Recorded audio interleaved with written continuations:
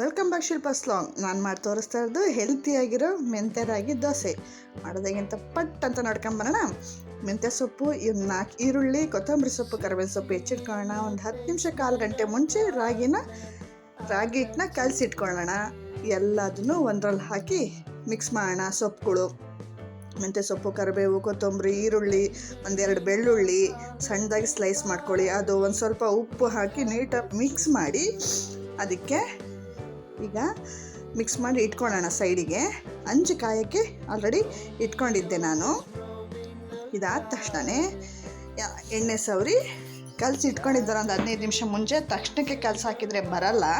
ಒಂದು 15 ನಿಮಿಷ ಮುಂಚೆನೇ ಕಲಸಿಟ್ಕೊಂಡು ದೋಸೆ ಹಾಕಿ ಅದು ಹಸಿ ಇದ್ದಂಕ್ಲೆ ಮೇಲೆ ಇದನ್ನು ಸ್ಪ್ರಿಂಕಲ್ ಮಾಡಿ ಸ್ವಲ್ಪ ಪ್ರೆಸ್ ಮಾಡಿ ಹೆಲ್ದಿಯಾಗಿ ಇದನ್ನು ಬ್ರೇಕ್ಫಾಸ್ಟಾಗಿ ಯೂಸ್ ಮಾಡ್ಕೋಬೋದು. ವಿಡಿಯೋನ ಸಬ್ಸ್ಕ್ರೈಬ್ ಮಾಡಿ, ಶೇರ್ ಮಾಡಿ.